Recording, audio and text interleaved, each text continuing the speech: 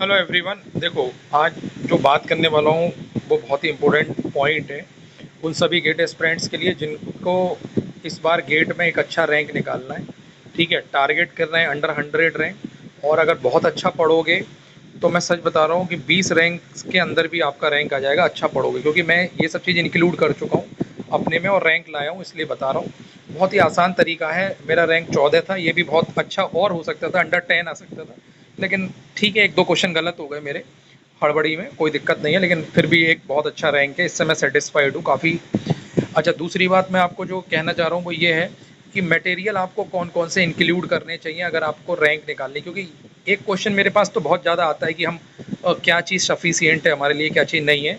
तो वो देखिए, सफिशियंट तो कुछ नहीं होता, बस ये है कि जितना ज़्यादा हम कर सकते हैं उतना हम करेंगे। तो देखो, सबसे पहले जो मटेरियल मैं बता रहा हूँ, सबसे पहले जो इंक्लूड करेंगे हम लोग मटेरियल, वो इंक्लूड कर रहे हैं PYQ। ठीक है, PYQ आपके पास ज़रूर होंगे, आप कर रहे होंगे, इसमें कुछ नई बात नहीं है। दूसरा मटेरियल होता है वर्क बुक। ठीक है, ये दो मटेरियल कॉमन है, जो भी बच्चे गेट की तैयारी कर रहे हो तो सबके पास ही होता है।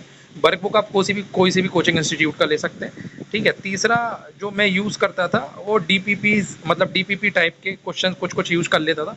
कुछ कुछ इधर उधर से शीट मिल जाती थी, उनको सॉल्व करता था, या कुछ DPP या कुछ ऐसे कोचिंग इंस्टीट्यूट सब लोग अपने अपने देते रहते थे, तो वहाँ से थोड़ा ये DPP कर लेता था, लेकिन DPP में बहुत ज़्यादा नहीं लगाता था, मैं फिर बता रहा हूँ। तो ये मेरे लिए एक बहुत अच्छा ऑप्शन नहीं था। ये पहले दो मेरे अच्छे थे, PYQ वर्क बुक, लेकिन DPP में बहुत ज़्यादा सॉल्व नहीं करता था क्योंकि इधर उधर के क्वेश्चन बहुत आते थे। ठीक है, तो मैं तीसरे नंबर पे मैं आप लोग अगर DPP सॉल्व करना चाहो कर सकते हो अगर आपके पास है। और अगर DPP सॉल्व ना करो तो मैं क्या करता था, मैं कुछ कुछ सब्जेक्ट की मेरे पास टेक्स्ट बुक थी। ठीक है, तो मैं टेक्स्ट बुक के क्वेश्चन लगाता था। ठीक है, कुछ कुछ टेक्स्ट बुक मेरे पास रहती थी, उनके क्वेश्चन में लगाता था। ठीक है, जैसे नेटवर्क की मेरे पास टेक्स्ट बुक थी, कम्युनिकेशन की थी। तो अगर आपके पास टेक्स्ट बुक हैं, अरेंज हो रही हैं। अच्छा, टेक्स्ट बुक में भी क्या सारे क्वेश्चन लगाने की ज़रूरत नहीं है। ठीक है, जो जो क्वेश्चन हमको लगते थे कि यार मैं इसको अच्छे तरीके से बना सकता हूँ, उन क्वेश्चंस को मैं बार बार बनाता था।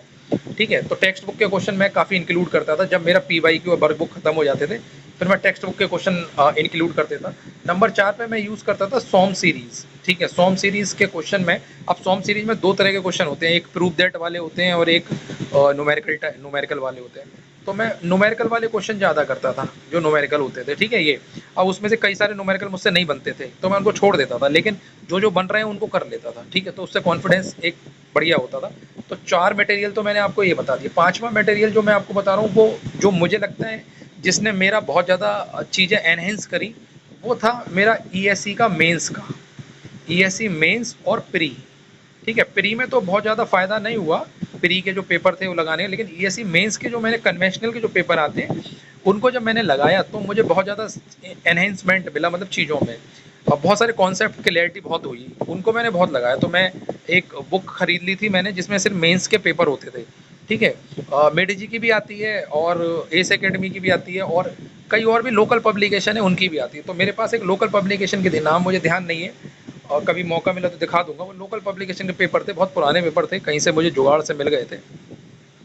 तो मैं ESE मेंस के जब मैंने पेपर लगाने चालू करे ना, आप चाहो तो UPSC की वेबसाइट से भी डाउनलोड कर सकते हो, पिछले 4-5 साल के तो मिल ही जाएंगे, लेकिन मेरे पास कुछ ज़्यादा ही साल के पेपर थे, लगभग 20 साल के पेपर थे। तो उसमें से मैंने काफ़ी क्वेश्चन मैंने लगाए, तो उनमें यार उनको लगाने पे बहुत फ़ायदा मिला, क्योंकि वो कन्वेंशनल टाइप होते थे। तो जैसे जो लिखने वाले डेफिनेशन वाले होते थे उनको नहीं लगाता था, जो न्यूमेरिकल टाइप होते थे, जो न्यूमेरिकल वाले होते थे उनको करता था मैं। ठीक है, ये तो उनसे बहुत फ़ायदा होता। नेटवर्क थ्योरी के बहुत सारे क्वेश्चन वहाँ से मिले।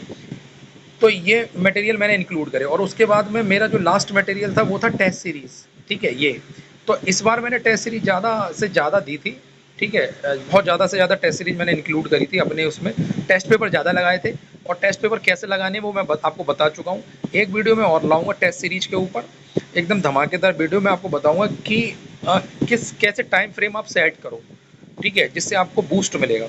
तो पांचवा मेरा जो लास्ट मेरा ऑप्शन था वो था टेस्ट सीरीज, छठा मान लो या सातवां मान लो, टेस्ट सीरीज। तो ये मेरा सीक्वेंस होता था चीज़ें करने का, और ये मैंने मटेरियल अपने प्रिपरेशन में इंक्लूड करा। और यकीन मानिए, इन सब को इंक्लूड करने से जब आप इन सब पे एकदम मेहनत करते हो, टाइम निकालते हो, इन सब चीज़ों पर टाइम देते हो और इन सब चीज़ों की प्रैक्टिस करते हो, मैं आपको बता रहा हूँ आपका ग्राफ बहुत शूट कर जाता है, एकदम शूट कर जाता है। और जब आप पेपर देने जाओगे तो आपको ऐसा लगेगा कि यार चीज़ें मुझे आती हैं, बहुत आती हैं, मुझे दिक्कत नहीं है। जिस दिन आपके अंदर से ये डर खत्म हो गया, जिस दिन आपके दिमाग से ये डर खत्म हो गया कि गेट एग्जाम का क्वेश्चन मुझसे नहीं बनेगा, ठीक है? ये डर अगर आपने ख़त्म कर दिया कि भाई मैं बना लूँगा, ये अगर चीज़ें आपने बना ली अपने दिमाग में, मैं आपको बता रहा हूँ कोई भी आपका ऐसा मतलब पेपर नहीं होगा जिसमें आप अच्छा रैंक ना ला पाओ।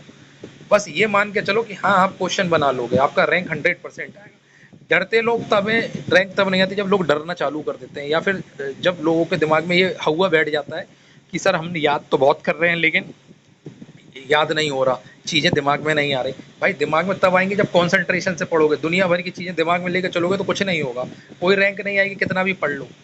तो जब भी आप पढ़ो तो कॉन्सन्ट्रेशन बहुत अच्छा होना चाहिए, आपका रैंक 200% आपका रैंक आएगा, ठीक है ये। तो इतनी मेहनत करने पर डेफ़िनेटली आपका रैंक आएगा, बस चीज़ों को ऑर्डर करो। आप पेपर देख के डरना नहीं, ठीक है? अगर आप पेपर देख के पैनिक हो जा रहे हैं ना, तो फिर आपसे नहीं बनेगा। आप पैनिक मत हो, आप ये चीज़ अभी से सुधार के चलो। उस दिन 1-2 दिन पहले नहीं सुधरेगी, ठीक है? पूरा साल आपका लगता है, तो आप पैनिक मत हो, आप चीज़ों को अभी से सुधारो कि भाई पेपर अगर इस तरीके का आया तो ऐसे करूँगा, इस तरीके का आया तो ऐसे करूँगा। सारी पॉसिबिलिटी अपने दिमाग में लेके चलो और फिर आप चीज़ों पे मेहनत करें, देखना आपकी रैंक आएगी। तो ऐसे और भी मैं आपको चीज़ें बताता रहूँगा, बस आप फॉलो करते रहो। और जिन बच्चों ने अभी तक हमारा ग्रुप जॉइन नहीं करा है, वो हमारा ग्रुप जॉइन कर लें, ठीक है? अंडर 100 रैंक का हमारा ग्रुप है, ठीक है? तो इस नंबर पर अगर आप रिक्वेस्ट भेजेंगे तो हमारी टीम आपसे कॉन्टैक्ट करेगी और आपको ग्रुप में ऐड कर लेगी। अगर आपका एम है कि गेट में अंडर 100 रैंक लाना है, बाकी आपका मन है, अगर आप नहीं भी करना चाहो तो कोई दिक्कत नहीं है, ठीक है? तो ऐसे और भी मैं आपको फैक्ट बताता रहूँगा, बस आपको दम लगा के तैयारी करनी है, आपको इस बार रैंक निकालनी है, जैसी रैंक मेरी आई है वैसी रैंक आपको लानी है, ठीक है? बस ये अपने दिमाग में बैठा लो।